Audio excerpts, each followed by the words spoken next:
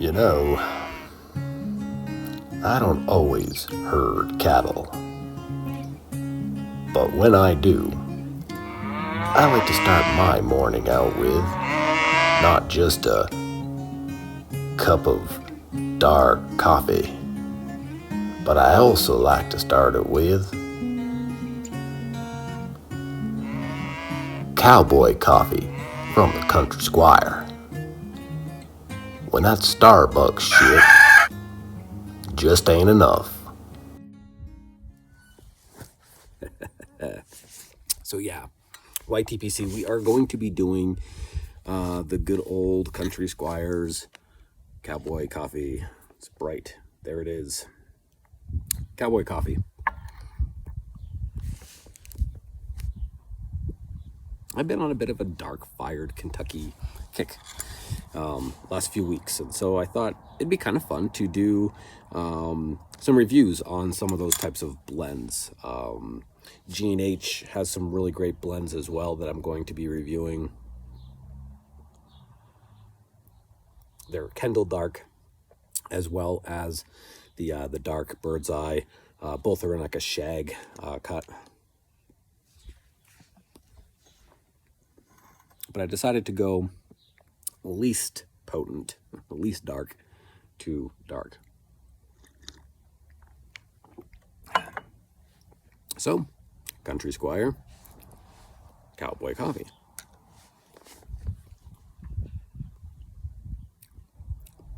So this blend is Virginia, it's Cavendish, unsweetened Cavendish, and some dark-fired Kentucky. Now it says that the Cavendish is just a splash of Cavendish. Perhaps. What do I know? I didn't blend it. But I will say that when I sip this, that is not what comes to my mind. I do not think it's a dash.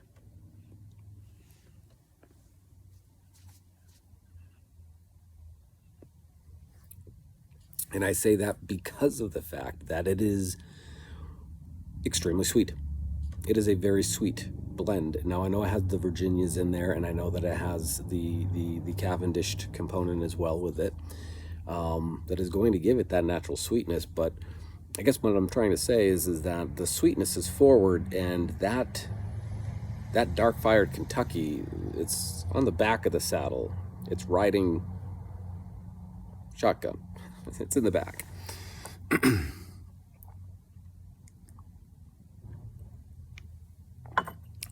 And that is fine, because this is not going to bowl you over.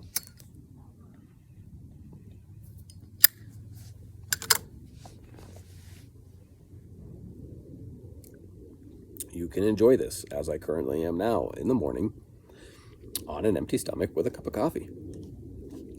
Not a problem.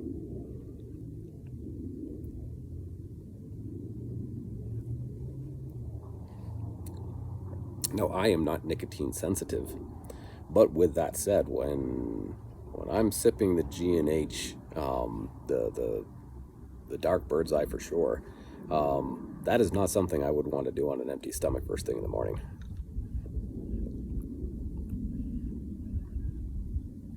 Because I would undoubtedly turn green. But no, this Cowboy Coffee is really, it's forgiving. It's not strong in any way. It's not strong nicotine wise. It's not strong as far as the dark fired. So if I was to introduce someone to the dark fired Kentucky style blends, this would definitely be one of those that would match that.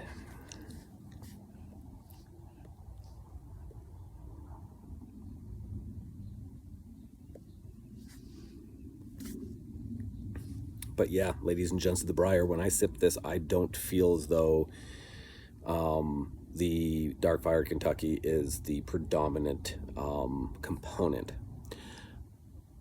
With that said, I will say that it is the predominant flavor. Obviously, this is not an aromatic, so it doesn't have any detectable added casing.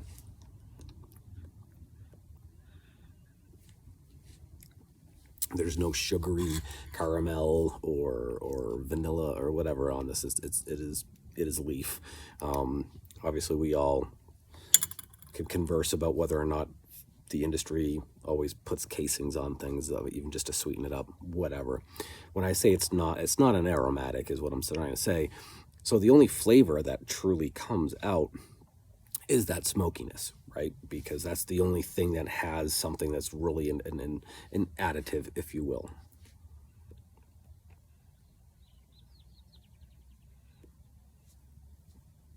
It's the addition of that dark fired smokiness that you get when you're doing that. But yeah, that's it though.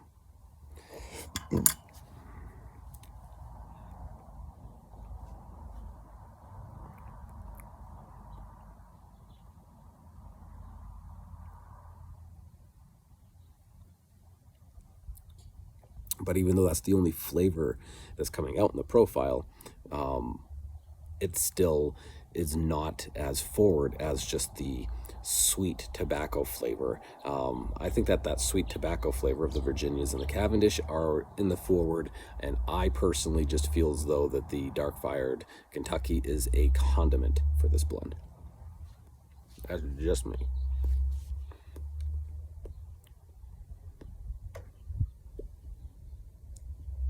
Yeah, I mean, this isn't complex, not at all. I mean, this is a sweet, gentle, easygoing, good morning type blend to have that's got a little bit of a dark fire Kentucky zest to it.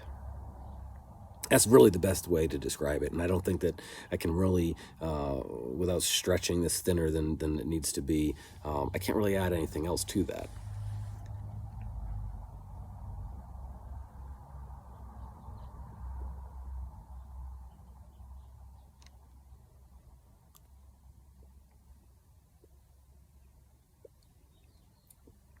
It would be a pleasure to sip this for the first time. So, if you had somebody who's new to pipe sipping and they wanted to try a blend, this would be a good one to try out. I mean, it's forgiving in the sense that it's not going to bowl them over nicotine-wise or flavor-wise. And if you're looking to not introduce them into an aromatic, this one's good. It's still sweet, but has some of that nice smoky boldness that some people equate to pipe sipping.